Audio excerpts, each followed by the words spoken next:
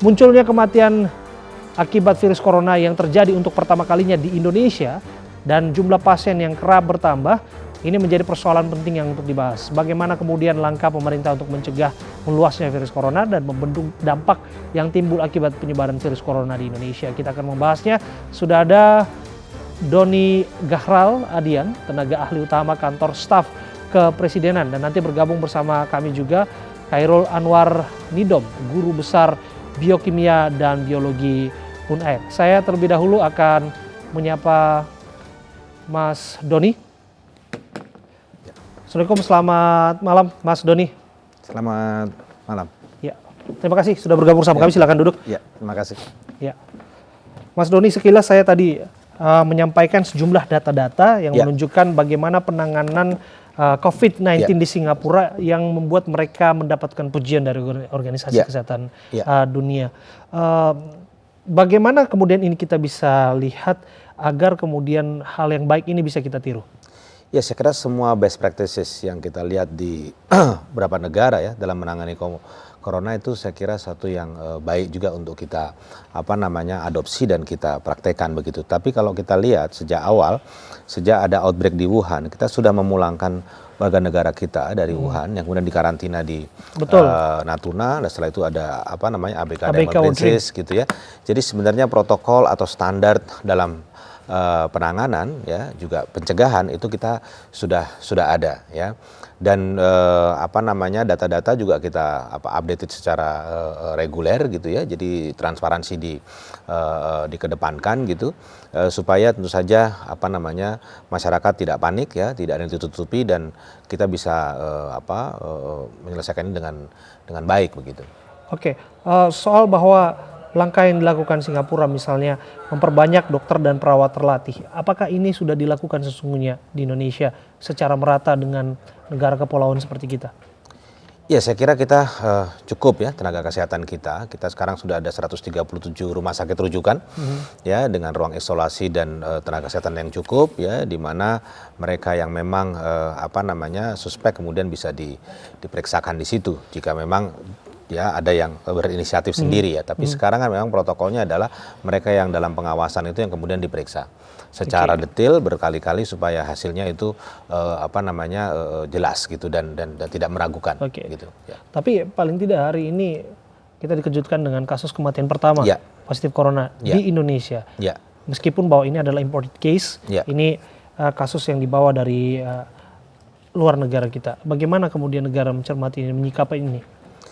Ya, saya kira tadi sudah dijelaskan bahwa kita sangat transparan ya, apapun yang terjadi di pasien-pasien terjangkit itu akan kita sampaikan. Jadi memang pasien itu ya dia warga negara asing dan memang sudah memiliki penyakit berat sebelumnya. Jadi ada hipertensi dan diabetes dan komplikasi begitu. Jadi ini secara terbuka disampaikan, dan memang ini bukan sesuatu yang kemudian membuat kita perlu khawatir ya, karena apa? Karena memang kalau kita lihat data mortality rate dari corona per 3 Maret data WHO itu 3,4%.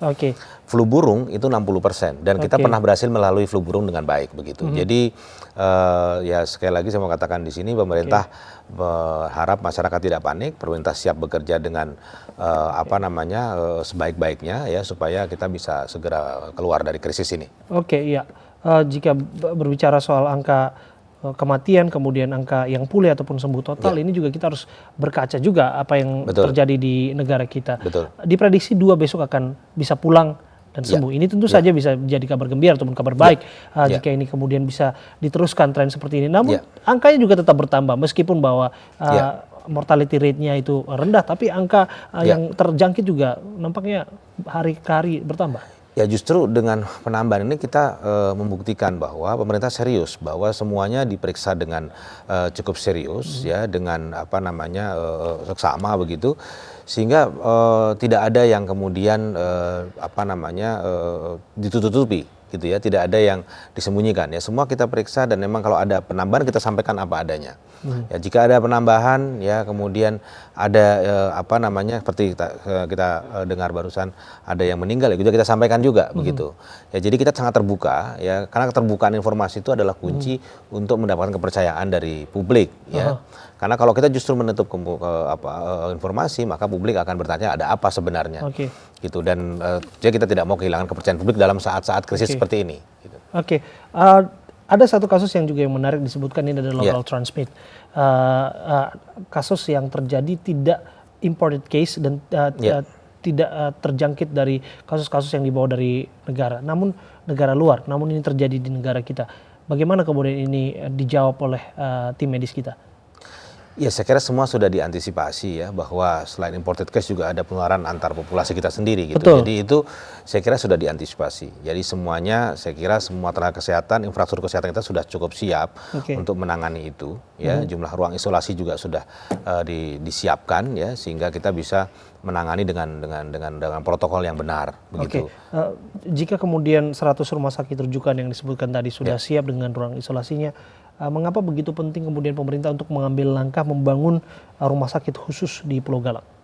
Ya, saya kira itu contingency plan ya. Jika eskalasinya itu kemudian tidak seperti yang kita perkirakan gitu. Sehingga kalau kemudian ada eskalasi yang cukup besar ya, lonjakan yang cukup besar, maka kita sudah punya infrastruktur untuk menangani itu. Ya, selain 137 rumah sakit yang memang sudah disiapkan sebagai rumah sakit rujukan.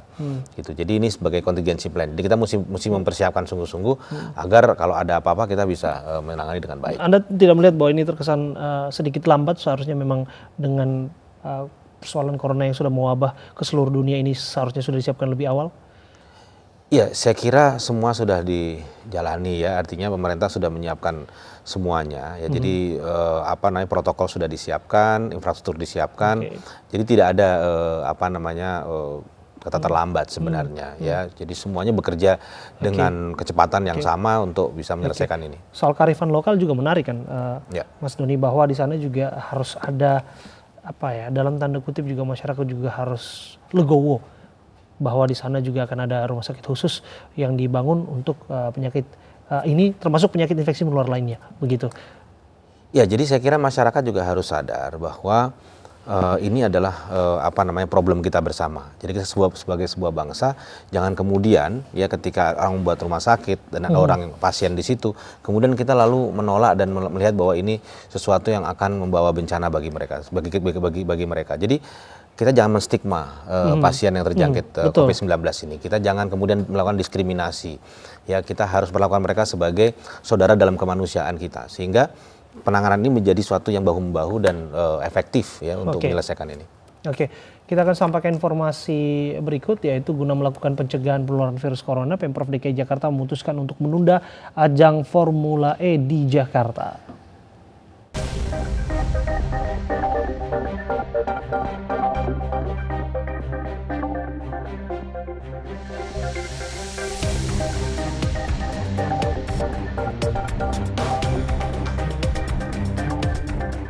Pemerintah Provinsi DKI Jakarta menunda ajang balap Formula E di Jakarta 2020 untuk mengantisipasi sebaran virus corona. Hal ini disampaikan Gubernur DKI Jakarta di Gedung Balai Kota Jakarta.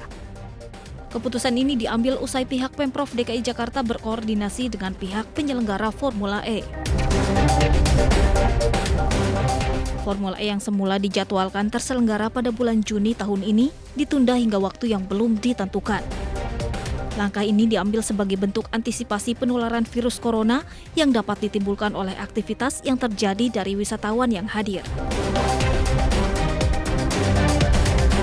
Kita memutuskan untuk menunda pelaksanaan Formula E di bulan Juni. Waktu pelaksanaannya akan dibahas kemudian. Tapi bulan Juni sudah ditetapkan bahwa itu tidak dilaksanakan. Dan kita memantau perkembangan di dunia. Apalagi kegiatan Formula E ini adalah sebuah kegiatan yang dihadiri oleh wisatawan internasional. Resiko yang mungkin terjadi terlalu besar bagi Jakarta.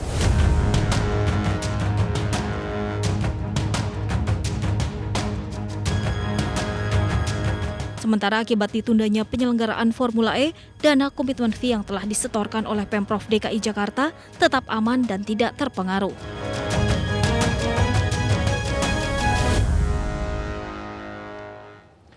Bagaimanapun ini salah satu langkah politik yang dilakukan oleh Pemprov DKI Jakarta Ya. untuk menunda izin keramaian salah satunya. Yang paling spesifik ini Formula E di Jakarta. Anda melihat langkah ini seperti apa? Ya, saya langkahnya sudah tepat karena juga beberapa negara juga sudah menunda ya event-event semacam ini ya untuk menghindari tentu saja terjadi penularan begitu ya. Betul.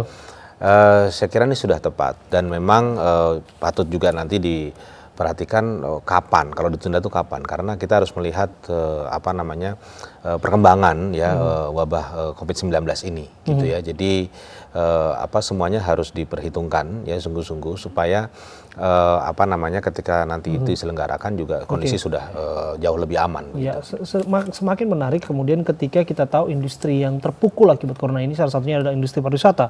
Ya. Terkesan bahwa dengan langkah-langkah izin keramaian ditutup seperti ini, kemudian ada event-event lainnya begitu yang tertunda begitu.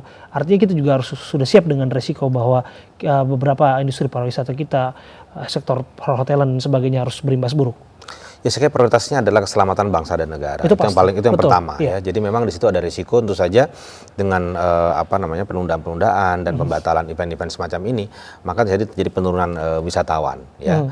Ya, tapi kita masih berharap juga ya wisatawan dalam negeri ya itu bisa menikmati insentif-insentif yang sekarang diberikan, misalnya insentif untuk maskapai ya, sehingga kita bisa mendapatkan diskon tiket yang lumayan bermakna gitu ya. Tapi saya kira itu satu yang harus dilakukan ya, penundaan event-event internasional itu supaya betul-betul kita sebagai sebuah bangsa terlindungi dari COVID-19. Mas Doni, kita akan berdialog lagi Ya. nanti. Kita harus break sejenak, kami akan kembali untuk Anda saat lagi.